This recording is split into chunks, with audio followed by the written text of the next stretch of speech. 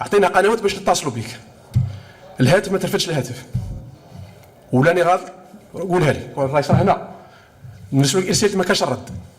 يا خويا احنا في الفلاحه، انا نائب على ولايه وهران، يعيطوا لي فلاحين، يعيطوا لي مستثمرين، يعيطوا لي مام اللي يخدموا عندك في الاداره تاع الفلاحه المشاكل تاعهم.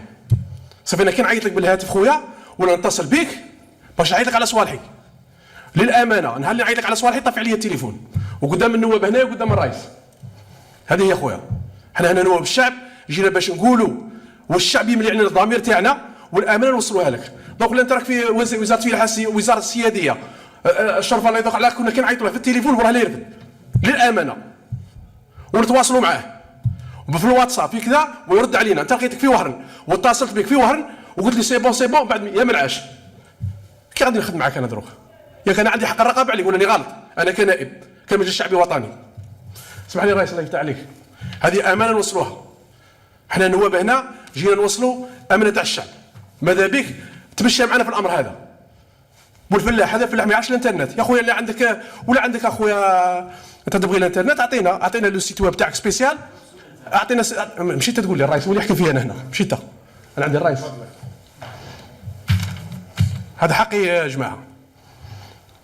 بسم الله الرحمن الرحيم.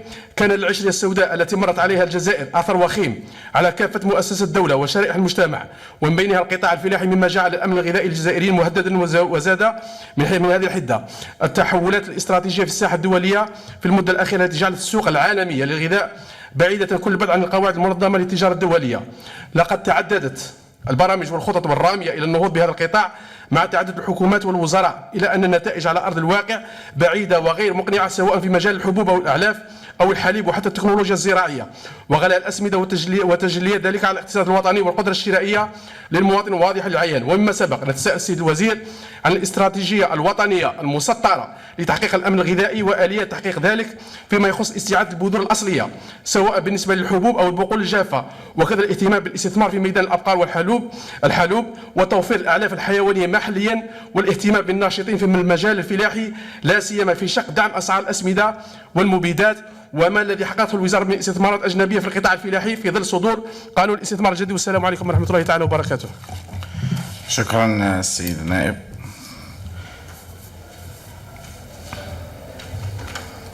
السادة النواب من فضلكم التقيد بالسؤال. السيد الوزير تفضل للرد ومن فضلك حتى نكون بالمثل تقيد بالرد فقط على السؤال. شكرا.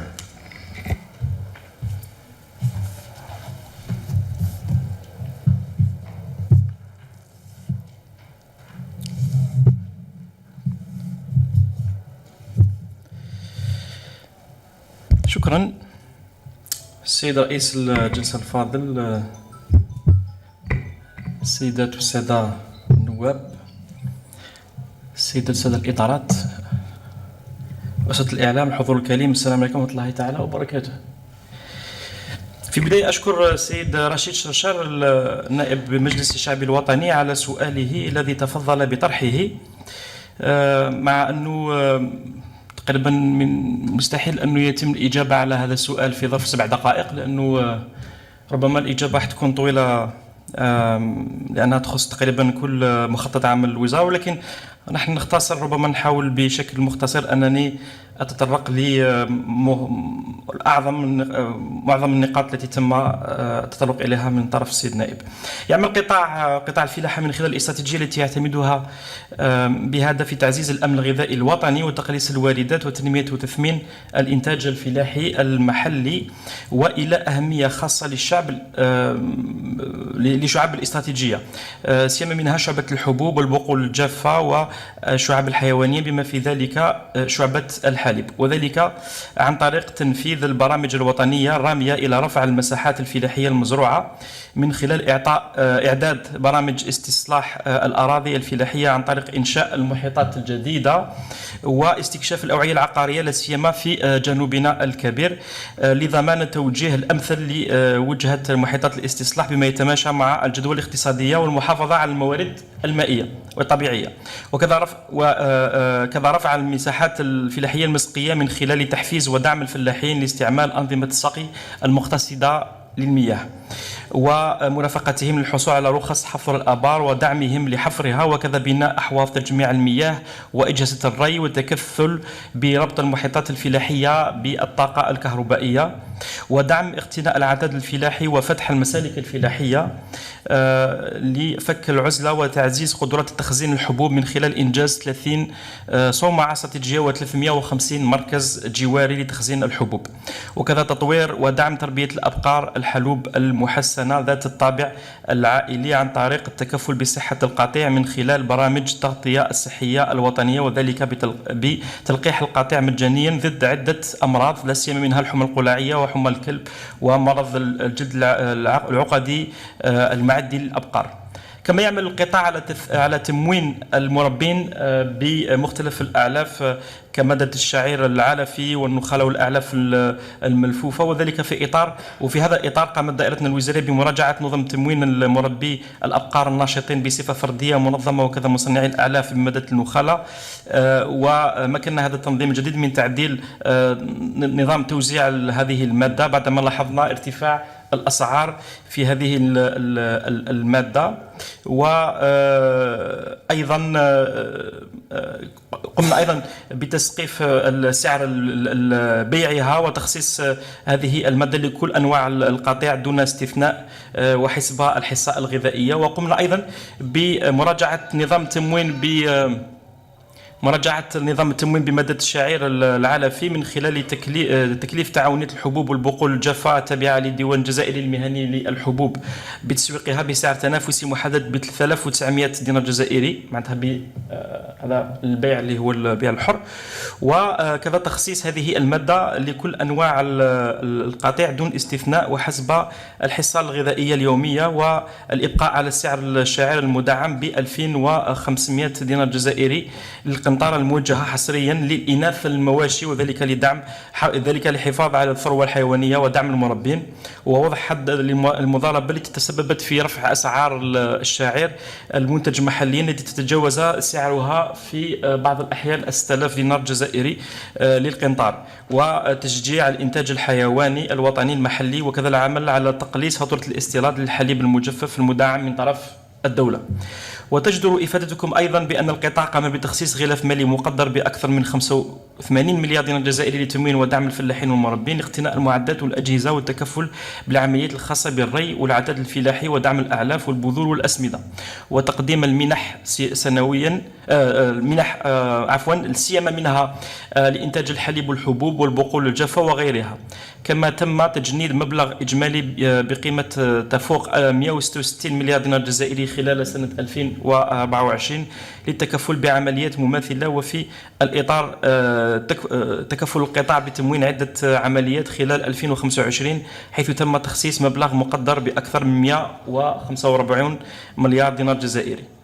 إلى جانب ذلك تعمل المعاهد التقنية والبحثية والمراكز التابعة للقطاع على تطوير منظومة وطنية لإنتاج البذور، سيما منها البذور الحبوب والبقول الجافة التي تعتمد على الانتقاء الوراثي لإنتاج البذور الأساسية من خلال مرافقة مكثري البذور العموميين والخواص، وكذا تعزيز قدرات المعاهد التقنية المتخصصة. وفي هذا السياق هناك لهذه السنة 2026 برنامج جد طموح لإنتاج البذور الهجينة حاليا يتم استيرادها من الخارج بالعملة الصعبة، وله أيضا تساهم في تحقيق الأمن الغذائي لبلادنا.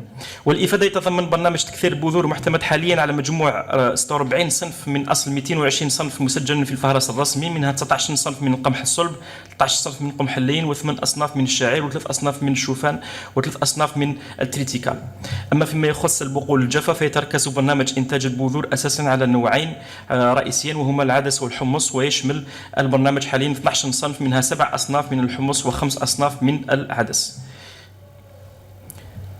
وفيما يخص انشغالكم المطروح حول ما حققه القطاع من استثمارات أجنبية في المجال الفلاحي في ظل صدور قانون الاستثمار الجديد، فيجدر التذكير بأن الإطار القانوني المنظم لمنح أراضي التابعة للأملاك الخاصة للدولة للاستصلاح في إطار الامتياز قد شهد تطورا هاما يهدف إلى جذب الاستثمارات الكبرى والاستراتيجية في القطاع الفلاحي من خلال فتح المجال لشركاء الأجانب، وذلك في إطار أحكام المرسوم التنفيذي رقم 21432 مؤرخ في 4 نوفمبر 2021، والذي يحدد شروط وكيفية منح الأراضي التابعة للأملاك الخاصة للدولة للاستصلاح في إطار الامتياز، وذلك مكن الشركاء الأجانب من الاستفادة من منح العقار الفلاحي، وذلك عن طريق تأسيس شخصيات معنوية خاضعة للقانون الجزائري، مما يوفر فرصا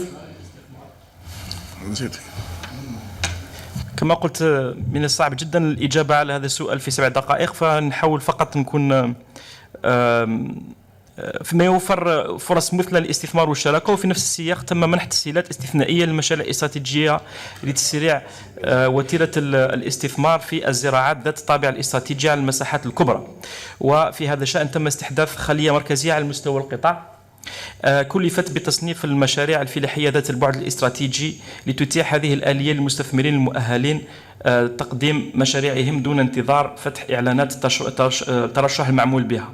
وقد أسفرت هذه الآلية الجديدة على تصنيف عدة مشاريع ذات البعد الاستراتيجي، من أهم هذه المشاريع مشروع البيئة في الجزائر المبرم مع شركة بيئة في إيطالية الرائدة في مجال إنتاج الحبوب على المستوى الأوروبي، والصندوق الوطني للاستثمار في إطار شراكة، حيث قدرت هذه المشروع بتكلفة قدرها 420 مليون يورو لإنجاز هذا المشروع على مساحة مقدرة إجمالية مقدرة ب 63 ألف هكتار لإنتاج القمح والبقول الجافة.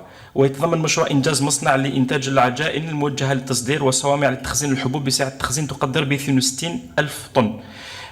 ويهدف هذا المشروع إلى رفع إنتاج الحبوب والبقول الجافة محليا وخلق المناصب شغل دائمة لتصل إلى تشغيل 2500 عامل.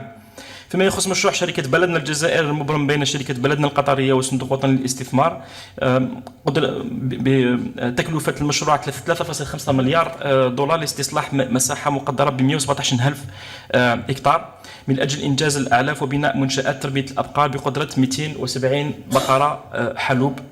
ويسهر حاليا قطاعنا على مرافقة هذا المشروع الهام والذي سيخلق 5000 منصب شغل. كما يسهر القطاع على توجيه المشاريع الاستثمارية على أساس سياسة القطاع من خلال استحداث أقطاب فلاحية كبرى متخصصة في الزراعة الاستراتيجية كالحبوب والبقول الجافة والذرة الصفراء ودوار الشمس على مستوى ولاية الجنوب، وكذا الإنتاج الحيواني لفائدة المستثمرين العموميين والخواص، وكذا للشركات الوطنية الأجنبية الخاضعة للقانون الجزائري، وتوجيه صغار المستثمرين بالولايات الأخرى إلى تكثيف الزراعات التي تتلائم مع الموارد الطبيعية لكل ولاية من خلال منح الدعم التقني والمالي للفلاحين والمربين بهدف رفع الإنتاج الوطني المحلي وخلق القيمة المضافة للاقتصاد الوطني. وأشكركم على كرم الإصغاء. شكرا سيد الوزير.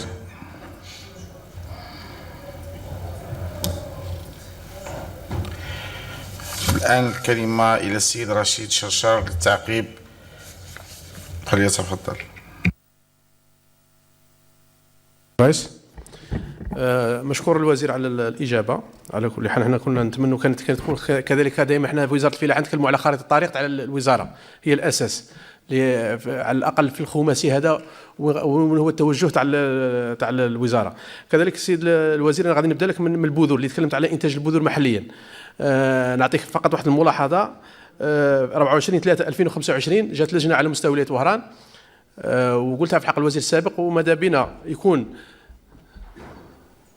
وماذا بنا ثاني هذه بذور أسرت من الدنمارك في 24/3/2025، وكانت لجنة جات من الوزارة بالإضافة إلى وهذه البذور فسدت ما عرفناش عليه. أنا تكلمت على الديبو تاع وهران اللي يقول لي 30,000 متر مكعب، وهذه البذور كانت فيه الداخل في وهران، وللأسف ما عرفناش هذيك البذور وين راحت. أنا نتمنى أنت تكون لجنة تحقيق في هذا الإطار هذا على الأقل باش نشوفوا شكون المتسبب في الأمر هذا. كذلك سيد الوزير أنا نتكلمك على في دائما الاكتفاء تاع الذات فيما يخص الثروة الحيوانية في استيراد عجول التسمين. على بالك لي طاكس دوني راهي 46%، لي زوكري تاعنا راهم خاويين. على الاقل نشوفوا مما من القدام كاقتراح، على الاقل هذه عجول التسمين هذه نشوفوا حل فيها على الاقل باش نحافظوا على الثروه الحيوانيه تاعنا. كذلك استيراد الكباش، بالمناسبه احنا نثمنوا قرار السيد رئيس الجمهوريه في استيراد 1,000,000 كبش للعيد الاضحى، لكن احنا ثاني نتمنوا هذا الاستيراد يكون على طول السنه، ونفرضوا عليك على كل المؤسسات وكل يعني المؤسسات العموميه والادارات باش يكون الاستهلاك خاص بهذا الكباش المستورده، على الاقل باش نحافظوا على الثروه الحيوانيه تاعنا. كذلك نتكلم كان على المذابح احنا فوتنا في قانون الماليه 2026 لي زون داكتيفيتي اللي غادي تقسمها البلديات، على الاقل يكون مرسوم مشترك بينك وبين وزاره الصناعه ولا كذا. شكرا السيد النائب. الآن أحيل الكلمة إلى السيد وزير الفلاحة والتنمية الريفية والصيد البحري للتعقيب. ما عندي حتى تعقيب. نشكر السيد النائب على الاقتراحات الوجيهة.